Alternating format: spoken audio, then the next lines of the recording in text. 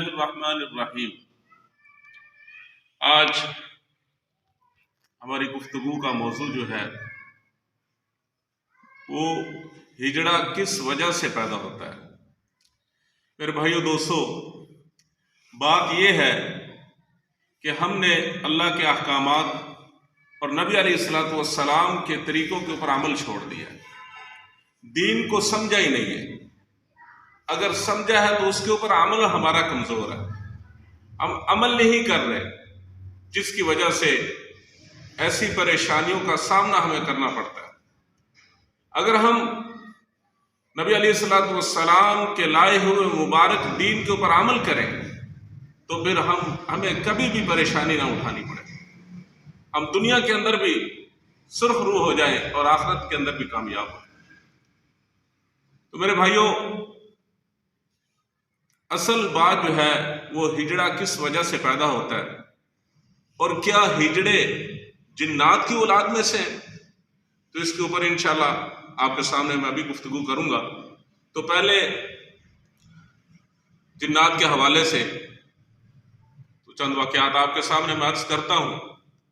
ولید بن حشام حضرت عبید بن ابرس رحمہ اللہ کے حوالے سے نقل کرتے ہیں کہ حضرت عبید ایک دفعہ جنگل میں سفر کر رہے تھے، تو راستے کے اندر ایک سانپ کے پاس سے گزر ہوا جو گرمی کی شدت اور پیاس کی وجہ سے تڑپ رہا تھا۔ حضرت عبید رحمہ اللہ کے ساتھیوں میں سے ایک ساتھی نے چاہا کہ میں اسے مار ڈالوں۔ جب حضرت عبید رحمہ اللہ نے اس کی حالت کو دیکھا تو فرمانے لگے کہ اس کو اس حالت میں مارنے سے بہتر ہے کہ اس کو پانی پلا کر اس کی جان بچائی جائے۔ اور انہوں نے پانی پلایا، اس کے منہ میں پانی ڈالا اور آگے سفر شروع کر دیا۔ رات کا سفر تھا، ویرانے کا جنگل کا سفر تھا، راستہ بھول گیا، بہت پریشانی لائق ہوئی۔ ہاتف نے آواز دی کہ راستہ بھٹک جانے والے قافلے کے لوگوں، یہ ہماری طرف سے ایک جوان اونٹ لے لو اور اس پہ سوار ہو جاؤ، اور جب رات ختم ہو جائے، صبح روشن ہو جائے، سورج چمکنے لگے تو اس اونٹ کو چھوڑ دینا اور اپنا سامان اتار لینا۔ اور انہوں نے وہ اونٹ لیا، اس کے اوپر سوار ہوئے، اپنا سامان رکھا، سفر شروع کر دیا۔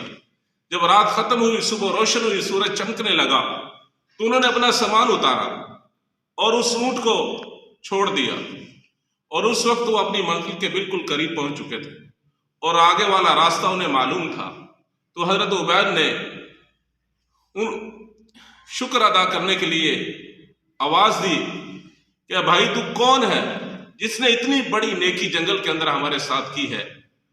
تو ہاتف نے آواز دی اور اشعار پڑھے، کہنے لگا کہ میں وہ بہادر ہوں جس کو آپ نے چمکتی ہوئی دھوپ میں اور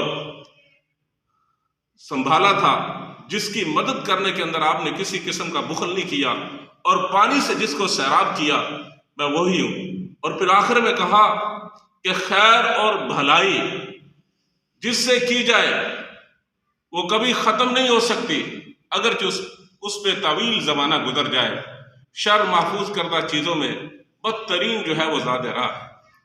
میرے بھائیوں، وہ سانپ اصل میں وہ جن تھا جس نے انسان کو اس کا بدلہ جو ہے وہ چکا دیا۔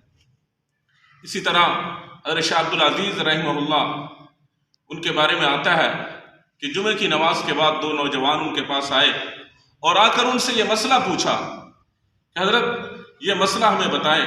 تو شاہ عبد العزیز محدث دہلوی رحمۃ اللہ علیہ نے وہ مسئلہ ان دو نوجوانوں کو بتایا تو وہ کہنے لگے کہ آپ نے بالکل درست بتایا۔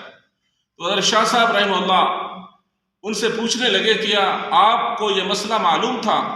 تو وہ کہنے لگے کہ یہی مسئلہ ہم نے حضرت علی رضی اللہ تعالیٰ عنہ سے پوچھا اور انہوں نے بھی اسی طرح جواب دیا جس طرح آپ نے جواب دیا۔